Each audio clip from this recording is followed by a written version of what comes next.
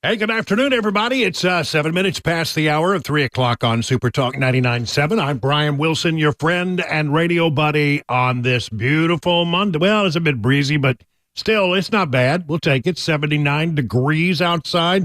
Let's settle in for a nice Monday show. Maybe you're out running errands. Maybe you're getting ready to head home for the day, go by and pick up the kids, whatever it is.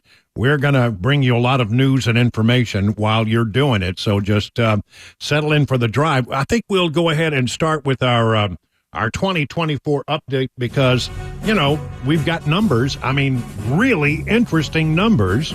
I'm not going to take a long time to go through them, but I think you want to hear these numbers. These are general election numbers, and as you know, I'm not big on general election numbers because I think, well, we don't decide our elections by popular vote, but still, it is an interesting metric to look at. And over the weekend, CNN, of all places, put out a poll that has got to make the Trump people very, very, very happy, and the Biden people very, very, very nervous. Let me just go through it. CNN. In the two-way matchup, they have Trump leading by 6 in the general election matchup. In the five-way matchup, which you add, like Kennedy and Stein and all the other assorted people who might run, Trump leads by 9. Now, that is way outside the margin of error. And of course, the CNN people, when they're reading these, they look like they look like people who are sucking on lemons when they read these numbers because they can't believe how bad it is. And so you say, well, is that one that's just sort of out there? Is this inconsistent with other polls? No, it's a little bigger than other polls, but Harvard-Harris came out with a poll, and they have in the general election matchup, two-way, Trump leading by 4, and in the five-way, they have Trump leading by 7. So it's not too far off of that number. The other number that catches my attention is a battleground poll where they look at, and I think these really are truly the battlegrounds. I think Nevada, I think Arizona, I think North Carolina, I think Georgia, they may be technically battlegrounds, but I mean, they're starting to look pretty good for Trump. It's really going to come down to these three, Pennsylvania, Wisconsin, and Michigan, as being the true battleground states. CBS poll has Trump leading by 1 in Pennsylvania, leading by 2, and leading by 1 in Wisconsin, and Biden leading by 2 in Michigan. Now, these numbers are all over the place. All of these numbers are well within the margin of error, so who knows exactly where we are. But I will say that the battleground numbers seem to be tightening just a bit, especially these three, and making it very difficult to make a call on how that might go. I think Trump has to win 2 of these, probably, to prevail and come up with 270 votes. But, I mean, there are some states, I think, that are out there that the Democrats are counting on that would be traditionally Democrat states, blue states. I'm not sure they're going to be blue states if the general election numbers that we're seeing here are even close. All right, so there we go. Here's how the post-millennial put it. Trump leads Biden by 6 points nationally. Most view Trump's presidency as a success, Biden's as a failure. This according to the CNN poll. In a scenario including third-party candidates, Trump maintains his lead over Biden with a 42% compared to Biden's 33%. Robert F. Kennedy, the third-party candidate with the highest share of votes, at 16%. So the poll reveals that a majority of voters view Trump's presidency more favorably than Biden's. 55% of respondents considered Trump's tenure as president to be a success, while only 39% hold the same view for Biden's presidency. Additionally, a significant 61% of voters believe Biden's presidency has been a failure. That has got to be a troubling number. 61% of people look at the current president and believe that his administration, his first term in office thus far has been a failure. So there you have that. Pretty interesting, I think, these numbers coming in. All right, so let's move on. A new poll from Edison Research shows that Americans tend to favor Republicans in every demographic save one. All right. when they broke down over 18,000 respondents by general and marital status, nearly 70% of unmarried women preferred Democrats over Republicans. But in every other category, married men, married women, unmarried men, Republicans were the favorite. Here's how it breaks down. Married men, Republicans favor over Democrats 59 to 39. Married women, Republicans over Democrats 56 to 42. Unmarried men, Republicans over Democrats 52 to 45. And then you get to this unmarried category of unmarried women, and this is the only one where Democrats outnumber the Republicans 70 to 30, basically. I'm rounding around, but I mean, basically 7 out of 10 unmarried women prefer the Democrat proposals to the Republican proposals. What does this information tell us about ourselves, says wokespy.com? It tells you that liberal, utopian, socialist ideology might sound good when you're young, but when you grow up and have a family to provide for, you quickly see the light. It also tells us that the woke, green-haired, perpetually offended Karens are the minority and do not represent the sentiment of most Americans. So that's, again, and if you start breaking it down into some of the categories that Democrats have traditionally done well in, and I'm talking about, black voters, the majority of black voters still want to vote for Biden, but a larger number than the last time Trump ran are now saying that they will consider Trump, especially among black men, Hispanics. It's a larger number than you might imagine. And every time you see a number move from the left to the right, it helps Trump and hurts Biden. Meanwhile, over the weekend, Florida Governor Ron DeSantis met privately with former President Donald Trump for several hours on Sunday morning to talk in part about fundraising ahead of the 2024 general election, quoting several sources familiar with the meeting. The meeting was made at the request of DeSantis, according to a senior Trump source with knowledge of the meeting. It was arranged by real estate investor and longtime Trump donor Steve Witkoff. The meeting was first reported by the Washington Post. DeSantis was playing golf at the Shell Bay Club, a private club in Hollywood, Florida, and agreed to have breakfast with Trump, according to a source familiar with the meeting. It was the first meeting between the two men since DeSantis ended his presidential campaign in January and endorsed Trump in a video announcement. But DeSantis has not campaigned for Trump since ending the bid. The Republican primary was particularly hostile between the two men and their campaigns, though Trump easily won the Republican nomination. But DeSantis' fundraising network could be useful for the former president, who has lagged in his general election opponent, Joe Biden, in fundraising only. And so here's another take on it. Again, after this is a take from the post-millennial, DeSantis will hit the campaign trail for Trump after the two met in Florida. So it must have been a good breakfast. I wonder what they had. Because whatever it was, it seemed to agree with Ron DeSantis if he's now going to get out on the campaign trail on behalf of Donald Trump. According to New York Post, source familiar with the matter said that Trump and DeSantis met in Miami on Sunday, came away after several hours with an agreement that the latter would help gin up support for the former in the Sunshine State. The meeting was set up, as we said, by Steve Witkoff.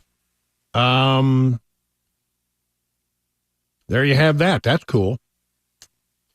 As polls slip, Biden is seeking media help. I mean, think about this president is that he doesn't really do press conferences. And when he does make an appearance, the White House folks always say the same thing.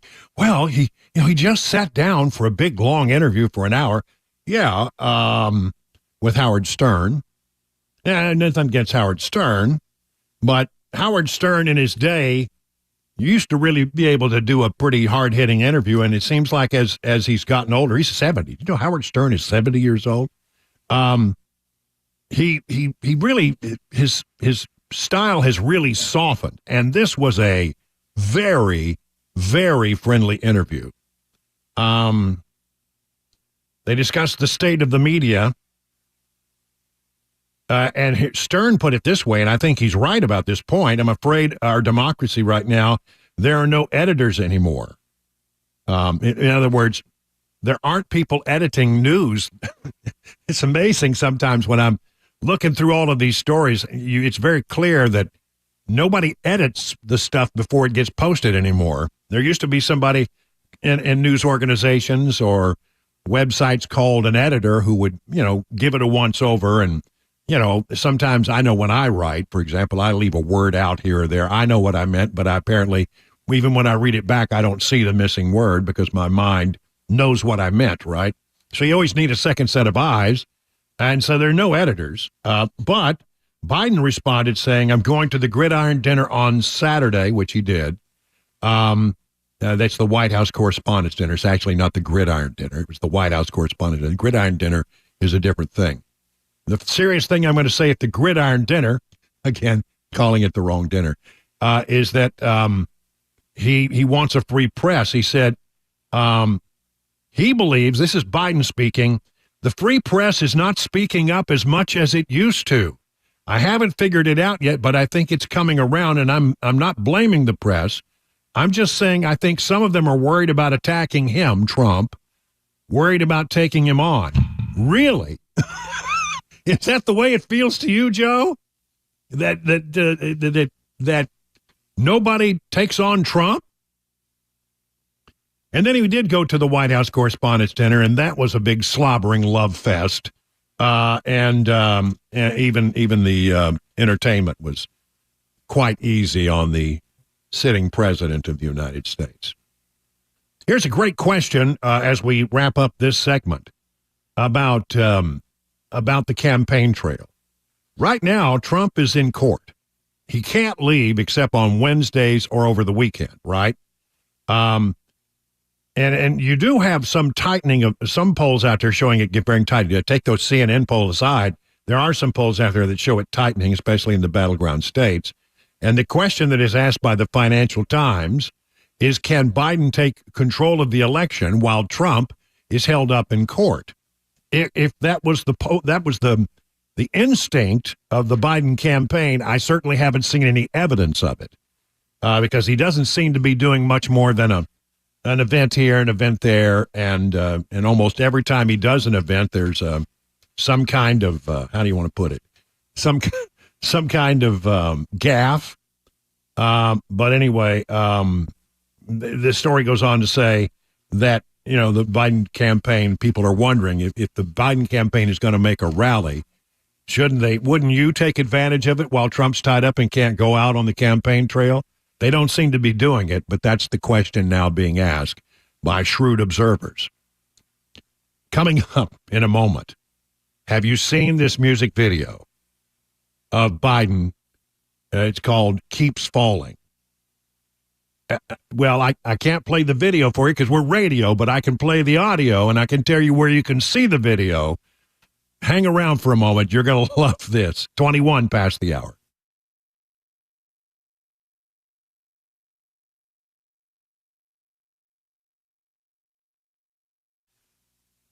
How's your mower doing? I mean, this is the time of year where maybe that old mower, you just, it's on its last leg and you realize you got to do something else. Well, this is the time of year where the folks at DT McCall can help you out.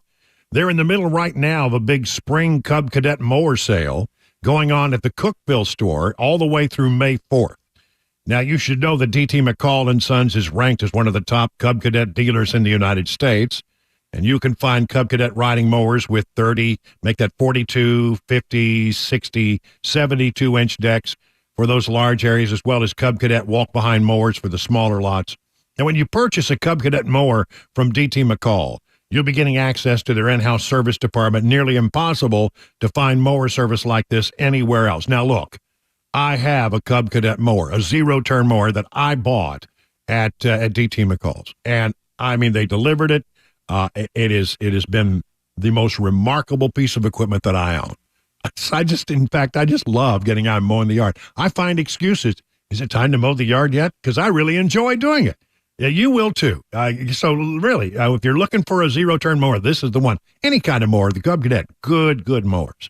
With a large selection of Cub Cadet mowers, a free delivery, and in-house service department, it's an easy choice to go to DT McCall's. Remember that sale? It's underway now through the 4th of May at the Cookville location. Learn more at dtmccalls.com.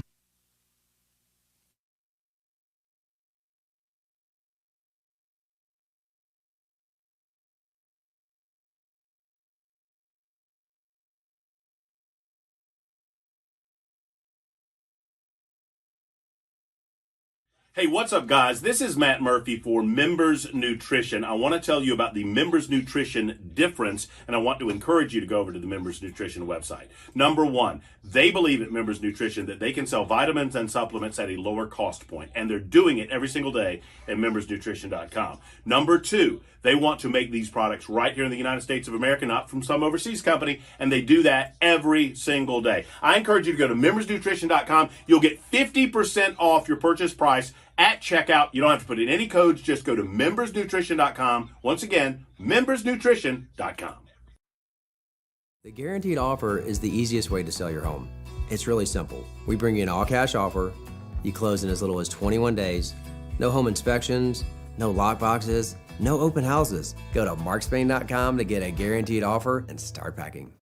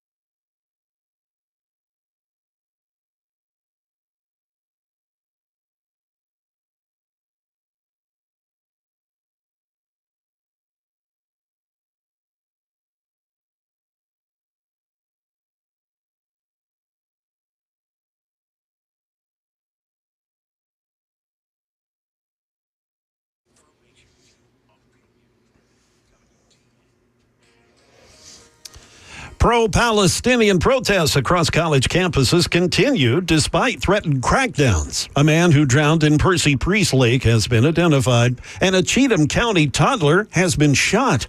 We'll have those stories at 3:30 on Super Talk 99.7 WTN. Well, that's Jay Harper in the newsroom. Good afternoon to you, Jay. Good to have you on board. Mac Morey is off today, and so is Chris Weber. He's off. My producer is gone, but we are very fortunate to have Mason Fleming sliding into the slot, pushing all the blinky buttons, and he's so good at what he does. Thank you very much, Mason. I appreciate it, Brian. That means a lot coming from you. Well, okay, I try to be nice to everybody, but you do. We hardly even notice the difference. I really do appreciate Chris it. I said that though, because I was like, that's a lot big shoes to fill. Yeah, you're right. He's a good one. All right, so there's this music video out there. I mean, it's on the internet. You may have seen it. I think Dan Mandis played this morning. I thought it was a riot. Now, the video that goes with it is really quite good, but even just the music is quite good as well. It's called "Keeps Falling," and it's a remake of "Free Falling," which was done by Tom Petty and the Heartbreakers. Right? So what a great song! Yeah, it's a great song. This guy does a pretty good job with it, but it's all about Joe Biden and the kind of presidency we have right now. So take a listen, and when we get done, I'll tell you where you can actually see the video. We have a link put up for you. Here is the 2024 version. It's called Keeps Falling. And it comes in just a moment after I make sure I push up the right buttons. Here we go. No, now, here it comes. He's an old guy, has done it.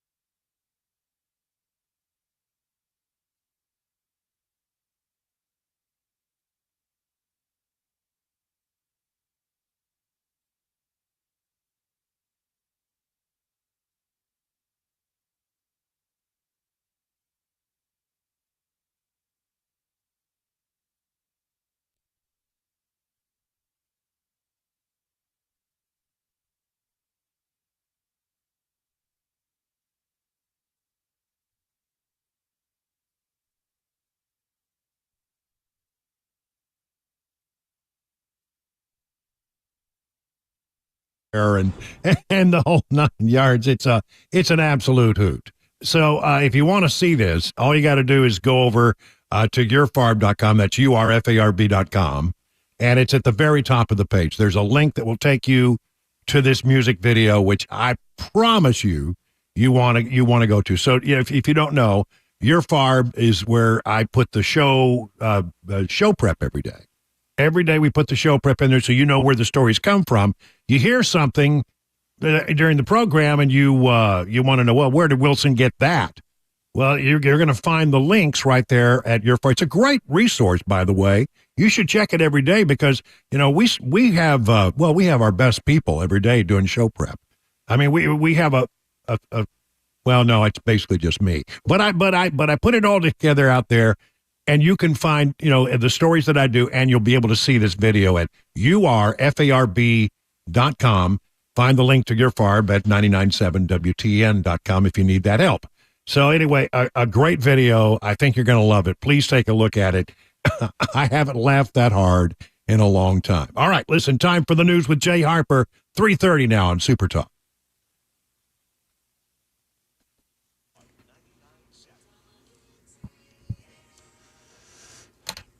Good afternoon. It is 3:30, and I'm Jay Harper with your top stories. Scattered clouds, 79 degrees on Music Row. The forecast and another traffic report are upcoming. Pro-Palestinian protests, they just keep going again today on college campuses. On college campuses across the country, more protests. This is what it sounds like at the University of Texas, Austin, as police again move in wearing riot gear and a crowd again ignores dispersal orders at campuses including the University of Southern California, UCLA, and Columbia University in New York. Loud protests continue as well. Back here in Nashville, crews have recovered the body of a man who drowned after saving someone else in Percy Priest Lake Saturday night. The Metro Nashville Police Department has identified the man who disappeared on Percy Priest Lake as Harold L. Tomlinson, 34 years of age. His body was recovered from the lake near the dam and Nashville shores yesterday morning. Tomlinson reportedly jumped into the water from a rented pontoon boat along with several children to save a child who went underwater. He never resurfaced. He was not wearing a personal flotation device. It is the first drowning death on the lake this year. And finally, in